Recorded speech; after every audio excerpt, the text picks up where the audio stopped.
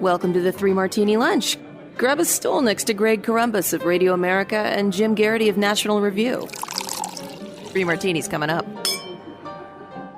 Hey, very glad to have you with us for the Tuesday edition of the Three Martini Lunch. Hope you had a fantastic Labor Day weekend. Hope you enjoyed our specials on Friday, looking at the state of the race. And then yesterday, Labor Day, with Tevi Troy, looking at his new book, The Power and the Money, and of course, our obligatory conversation about Die Hard. So, Jim, as I mentioned on Friday, before we get into our martinis, since we don't have any good ones, the Columbus family was off to Vermont over Labor Day weekend, and we were up in the Killington area, not very far, just a few miles away from Plymouth Notch, Vermont, the home of Calvin Coolidge, where they have preserved all the essential buildings from his childhood and even adult life. He actually spent had a summer White House there in the summer of 1924, which consisted of a few lengthwise tables that you would see at like a middle school concession stand. There were 3 White House staffers there that summer, and way more Secret Service and reporters. You can see the family homestead with all the original artifacts, and most significantly, the spot where his father swore him in as president in August of 1923 upon the death of President Harding. The village was great. The kids loved it.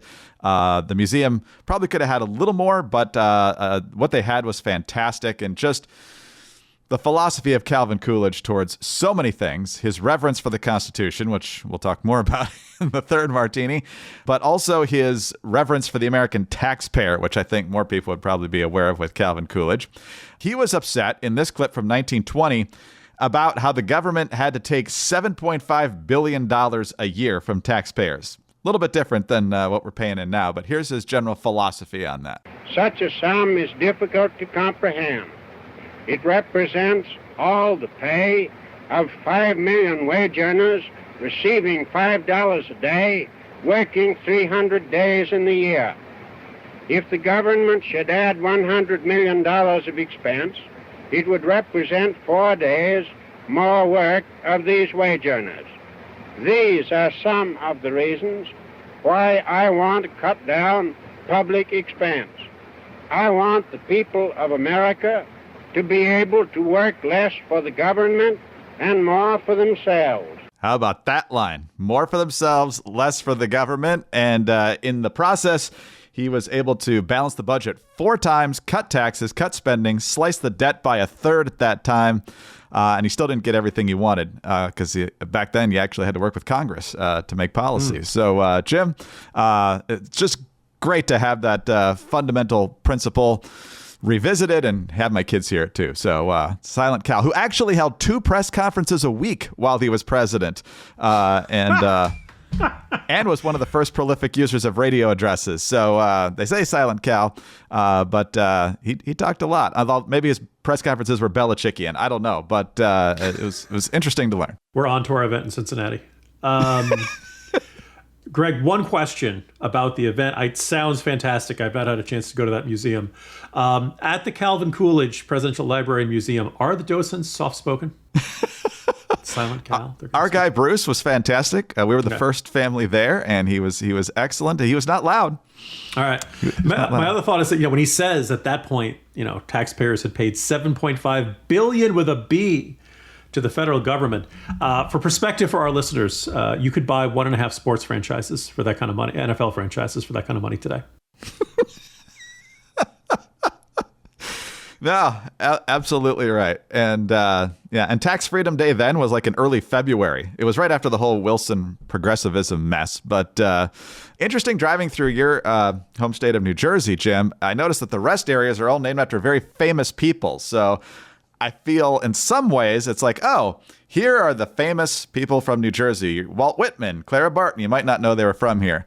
Or when you think about what people do at rest stops, do you really want your name on the rest stop? So that the Woodrow Wilson one, that's where I stopped. Freely. And so there you go. It was appropriate. Now, remember, Greg aims for the urinals. All right, you're not supposed to pee on the Woodrow Wilson sign. But no, we honor every great New Jerseyan: Frank Sinatra, Bruce Springsteen, Tony Soprano, all of them. Yes, James Gandolfini. We saw that one. Connie Chung. They're all there. Vermont, beautiful state, absolutely beautiful. A lot of taxes there. income tax, state income tax, 10% sales tax, but man, it's gorgeous. We were aiming for you, Greg. Because you're just another one of the millionaires and billionaires and big banks. Anyway, nonetheless, on to our first martini today and the ugliness of what happened over the weekend, Jim, in Gaza, and that's the murder of the 6 hostages, including one American, Hersh Goldberg-Polin. We'd heard his story before.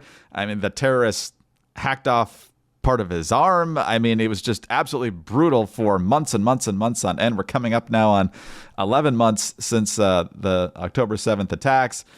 And so the reaction here has been just bizarre. Waltz and Harris are ducking the media like you wouldn't believe. Harris especially has no excuse for not responding to this. And then you have Biden showing back up at the White House yesterday for a quick national security meeting before going on the campaign trail with Harris. And here was the question and answer at the rope line yesterday. Are you planning to present a final hostage deal for the both sides this week? We're very close to that. What makes you think that this deal will be successful in a way that the other deals were not? Hope springs eternal. Mr. President, do you think it's time for Prime Minister Netanyahu to do more on this issue? Do you think he's doing enough?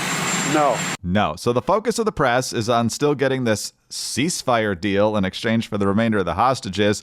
And it's Netanyahu's fault for not agreeing to this thing when I'm pretty sure it's Hamas is the one that's always the sticking point here, except for the time they negotiated with themselves, Jim, and agreed to it, amazingly. So what do you make of the horror that transpired in the tunnels underneath Rafah, and what do you make of the media and this administration completely looking the wrong way here? You know, Greg, it was just 2 weeks ago. Jonathan Polin and Rachel Goldberg-Polin spoke at the Democratic National Convention, left, right, and center. I think everybody found it a moving presentation. No partisan politics, just a plea for the hostages to be released, for her son to be brought home. And Thursday night, I guess it was Thursday afternoon, Harris and Walz taped their interview with Dana Bash. And, in the course of 4 times in 2 minutes, Vice President Harris says, we've got to get a deal done. And there's an appropriate defense of Israel's ability to defend itself. There's a criticism of Hamas, but we got to get a deal done. We have to get a deal done. I've met with the families. Let's get the hostages out. Let's get the ceasefire done.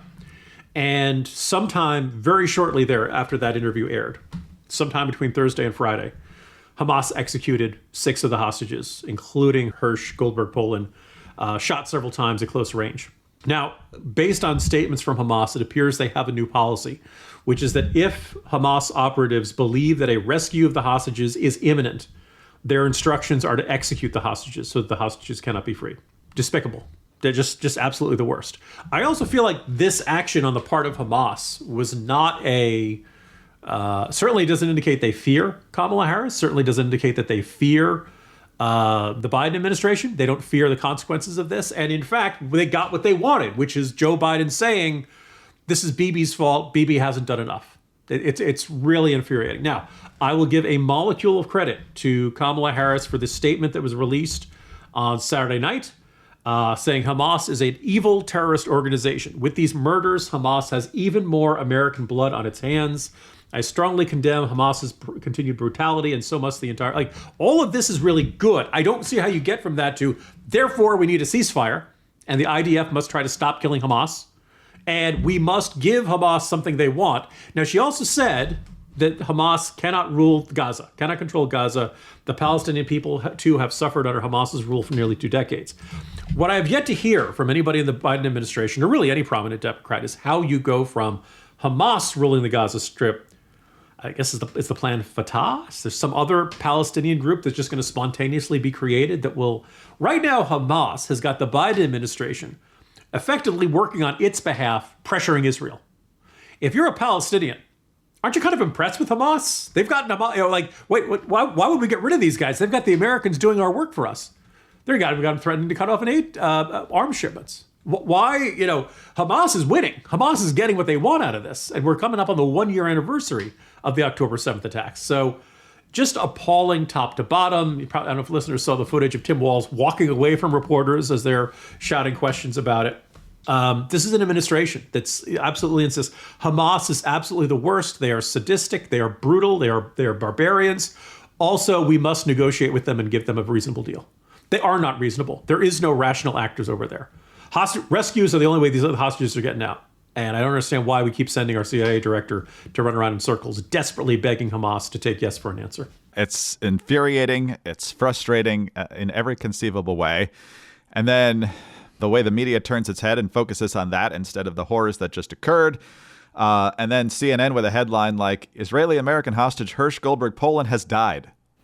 Passive voice, Technically true. That's not usually how it's described when you're shot in the back of the head. The way that they can't just deal straight with you on that is just maddening. Absolutely maddening. All right, Jim, let's talk about national security failures of this administration. Much closer to home. In fact, inside the United States, thanks to the administration's ridiculous failed border policies. Some would say not a failure. It's exactly what they wanted to happen, given the number of executive orders that were signed immediately after Biden took office, and immediately the numbers of illegal crossings skyrocketed, reaching a peak of over 300,000 last December alone. The numbers are down now as a result of the executive orders Biden signed and could have signed or left in place nearly 4 years ago. But now, of course, he says he can only do it because Republicans rejected the Senate deal. But nonetheless, you got millions of people in the country now. New York Post with the story from yesterday. It says across New York, recently arrived migrants are flooding the criminal justice system at far higher rates than public officials have acknowledged. Police sources shared with the Post a staggering estimate that as many as 75% of the people they've been arresting in Midtown Manhattan in recent months for crimes like assault, robbery, and domestic violence are migrants. In parts of Queens, the figure is more than 60%, sources there estimate. On any given day, Big Apple criminal court dockets are packed with asylum seekers who have run afoul of the law. The problem is made much worse by sanctuary city laws that mean New York cops aren't allowed to work with ICE on cases in which they believe suspects are in the country illegally. Additionally, the NYPD says it is barred from tracking the immigration status of offenders, which makes it almost impossible for authorities to get their arms around the problem. So, Jim, this is basically setting up a system where it's impossible to keep your people safe because for some reason, the deck is completely stacked in favor of the people who shouldn't be here. Yeah, and look, I have no illusions. New York's going to be a Democratic state. New York City is going to still vote heavily Democratic. Manhattan is not exactly rife with Republicans. I think it's the National Review Office's Manhattan Institute, and that's about it. And so this question, so you are living with the consequences of these policies. When you elected Biden, was this what you expected? I noticed that in the last 4 or 5 years, Democrats want to do the neuralizer from Men in Black and have everyone forget that they had, ever said abolish the police and abolish ICE. Now all of a sudden Democrats, Kamala Harris with her decades of experience in law enforcement. Oh, where did this come from? I don't remember this being mentioned in 2019, 2020. Now she's emphasizing it. Great. I'm glad we've all come to a bipartisan consensus that the police must exist. Thanks for throwing us that bone. You're being really reasonable on that one. Look, we're living with the consequences. And the people of Manhattan deserve to live in safety as much as the people in Topeka, Kansas. And it's always been ridiculous that as long as the border was an issue just for those border states over there. I quote Muriel Bowser, mayor of Washington, D.C. Oh, we don't have the resources to deal with this. We're not a border state. What do you think? El Paso is awash in extra resources to deal with waves of migrants coming over the border? But lo and behold, a whole bunch of these people came across the border either are not good people, or they're desperate situations have put into that. But here's assault, larceny, burglary. This is not stealing fruit from a bodega because your child is hungry. This is conscious crimes. This is deliberate crimes. New York City has proven itself barely able to keep up with this. And, these are unofficial quotes from, unofficial figures, estimates by police officers. I have a very hard time believing the official statistics would be any different. The very fact that they can't keep track of this is a very indication of the problem. And, when you're not measuring it, it's probably because you don't want to know the answer, because you're afraid of the answer, because there's probably a good chance that at least a majority, if not a major majority, of the crimes committed in Midtown Manhattan on any given day are committed by either migrants, people inside the country illegally, or conceivably people who are awaiting asylum claims. And if you claim asylum, but then you turn around and start committing crimes, you should be out of here. Sorry. You don't get to play the victim and then turn around and mug somebody. That's exactly right. And it's part of the whole revolving door, no bail situation, too. They let them off easy, and then they're back out there to reoffend in a lot of cases. And so over and over and over it goes. All right. Well, if you're anywhere close to New York City, and that's happening in Midtown and Queens, and I'm sure other places in the city as well, and you need a stiff drink to deal with the fact that the city is condoning all this chaos and allowing it to continue, a stiff drink may be in order, but have Z-Biotics first. Trust me, if you want to wake up the next morning feeling much better than you would otherwise, you want to take Z-Biotics first. Z-Biotics pre-alcohol probiotic drink is the world's first genetically engineered probiotic. When you drink, alcohol gets converted into a toxic byproduct in your gut. And it's this byproduct, not dehydration, that's to blame for your rough next morning. Z-Biotics pre-alcohol produces an enzyme that breaks this byproduct down. So just remember to make Z-Biotics your first drink of the night, drink responsibly, and you will feel your best the next morning. As I've said, I've got a colleague who knew exactly what his limit was, feel great the next morning. As he started to get older, not so great the next morning. So he took Z-Biotics right back where he was. Feels great the next day. Go to zbiotics.com/3ml to get 15% off your first order when you use 3ml at checkout. Z-Biotics is backed with 100% money-back guarantees, so if you're unsatisfied for any reason, they will refund your money, no questions asked. Visit zbiotics.com/3ml and use the code 3ml at checkout for 15% off. Thank you, Z-Biotics, for sponsoring this episode and our good times. All right, on to our final martini now. Definitely crazy. The New York Times and its relationship with the Constitution. I learned this weekend Calvin Coolidge first studied and deeply revered the Constitution beginning age 13. That would be a nice thing to happen. But now, the New York Times and its weird series of opinion essays tried to minimize the Constitution or criticize the Constitution. We've had things like elections are bad for democracy, the First Amendment is out of control, and now the Constitution is sacred. Is it also dangerous? Subhead, one of the biggest threats to America's politics might be the country's founding document. I don't think it's that way. It's probably the other way around. So here's part of what they say in this column. Trump owes his political assent to the Constitution, making him a beneficiary of a document that is essentially anti-democratic and in this day and age increasingly dysfunctional. After all, Trump became president in 2016 after losing the popular vote but winning the Electoral College, Article 2. He appointed 3 justices to the Supreme Court, Article 3, 2 of whom were confirmed by senators, get this, Jim, representing just 44% of the population, Article 1. So then they go on to talk about how originalists on the Supreme Court say they're correcting overreach by activist judges, but now they're just supposedly trying to determine what the founders really meant. So this whole idea that the Constitution won't let us do what we want to do, so therefore the Constitution is the problem. We see it all the time, and now it's coming up full circle here. The Constitution is a threat to our politics, Jim.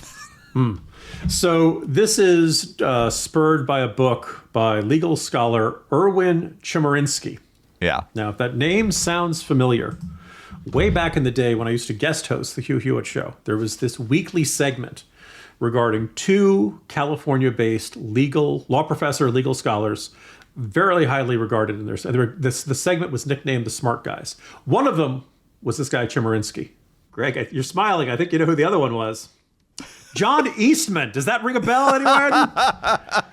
This was the guy who was like, oh yeah, the vice president can totally decide which electors get taken, and was the legal scholar of choice of the Trump, the election was stolen crowd back in 2020. The Smart Guys was the name of that segment. I think we can ask for a recount of our own on both of those assessments. But then they were different then. Everybody's changed. Everybody's a different person than they were a decade ago. When I see that headline, our politics are threatened by the Constitution. No, you have it backwards. It's the other way around. Which one matters really should not be. It doesn't strike me as that hard a call. And I just want to ask this law professor, this book reviewer, the Times headline writers, and it's conceivable that this headline was written to get people to click on it, to be kind of deliberately provocative. But to say when someone goes from being, a president-elect to a president, don't they do a thing, usually with a Bible? They put their hand in the air, and I think I'm trying to remember, that's right, they promised to pledge on their, to preserve, protect, and defend the Constitution, so help them God, right? Which means on the one hand, hopefully God will help them, but also if they don't do it, God's supposed to be mad at them, right? That's how important. This is like getting married. This is about as big and important as public an oath as you can possibly take. Now, I've always felt that if you do that, then you cannot then say, do as the governor of New Mexico said and say, I don't believe the Second Amendment exists, and I'm just going to ignore it for a while. I'm suspending it for a certain period of time. I don't think you're allowed to say, I don't believe the First Amendment should, do we have different ideas of how constitutional amendments should be interpreted? Yes. But generally, that's what the Supreme Court is there for. And once the Supreme Court has said, no, you can't do this, it violates the Constitution. Like, say, a Heller case, which says, no, you cannot ban the possession of firearms. Well, then you have to say, we have two options. We must obey this ruling of the Supreme Court, or we can try to change the Constitution. Change the Constitution is hard. It often takes a long time. You got to build a real consensus around it. But you should do it if you really believe that strongly, or you should give up on this. What a lot of people do is like, well, I don't want to change the Constitution. That's hard. It would take a long time.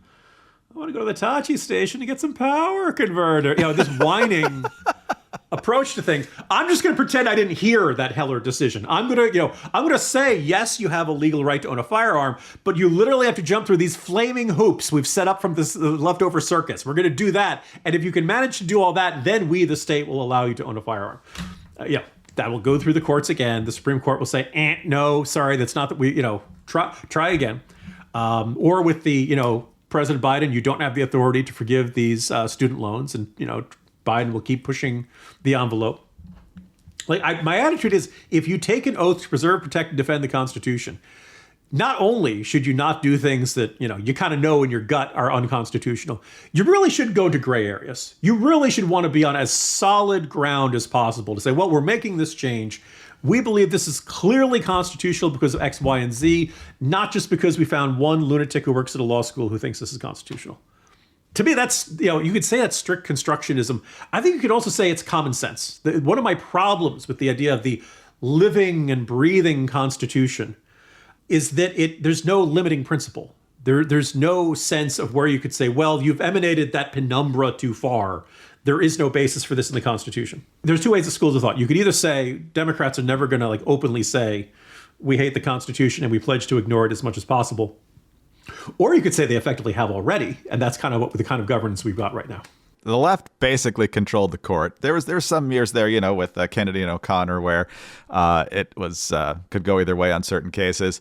But for the most part, from the Warren Court and even before that, the left generally had the advantage until Trump got these three justices confirmed. And so it's been 6 years since Kavanaugh. And now it's got to destroy the Supreme Court. Add more people, term limit them, impeach them, get them off. It's not fair that we can't get, now the Republicans can get what they want. This story quotes a columnist named Madiba Denny, who says that originalist canny use of apolitical language ensnares liberals into treating originalism as coherent jurisprudence, even when it functions more like an ideology.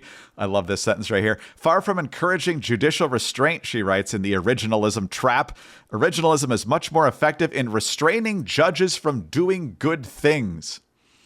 That's not the job of judges. Yes, thank you. This is I really do think that a good chunk of not just your liberal intelligentsia, your progressives, I really think a good chunk of the rank and file of the Democratic Party believes that the job of judges is to look at society, decide where they think it's gone wrong, and to impose solutions from on high, which is did you listen to any of the founding fathers? Did you notice anything they said about this guy up on a throne saying, this is where you're wrong and here's how I'm going to fix it? The whole idea. Now, are there times where society goes in a wrong direction? Slavery, segregation. There are some big glaring cases where society tolerates an injustice. And in part, we've always done things this way, Or, well, we've decided those people over there, they're not really human beings, and thus they aren't entitled to full constitutional rights. And this is where the job of the court is to go in there and say, you know what? I know this is morally inconvenient. I know this is politically not what you want to do. But if we're going to read the Constitution, there is an equal protection issue here. There is an issue of you have to give the same rights to every single person who's in here who's an American citizen. And that, that's what the court is there for. That's how they're supposed to spot. They're not really supposed to look around and say, I really want I want more rainbow flags out there, so it's time to require this or something like that. There's this really far-reaching idea, and you need to have that limiting principle of when the court can intervene. Otherwise, what was it? Was it Mark Levin back in his better, saner days who said "our robed masters" or something like that? This idea of you put it's a lifetime appointment, extremely hard to have them removed. So once they're up there, they can just rule whatever the heck they want. That's why, also what you'd see is not always what you get. David Souter, for example. So you put an enormous amount of power in the Supreme Court, which is why you want everybody who's going to be sitting on one of those 9 seats to have that instinctive caution, to have that instinctive sense of, I'm not going to get out over my skis, because if I get this wrong, the consequences are really dire. They do grudgingly admit that amendments to the Constitution dealt with the problem of slavery, but then they whine about how there hasn't been a significant amendment since 1971, which lowered the voting age. Apparently they're not. Get to work. Chop, chop. Let's go. Yeah. But it's nobody's hard. stopping you. It's like John Kerry and presenting treaties, It's be really hard to pass that. We don't want to do that. That's hard work. Greg, have you met some of those senators? They can barely do Sudoku. Never mind, keep up with me. Yeah. You want to change policy? Legislature. They pronounce it Genghis. That's how ignorant they are. It's Genghis amongst the literati. Jim, have a good Tuesday. It's Tuesday. It's the start of the week, and we just irk each other. We've just ticked each other off. That's it.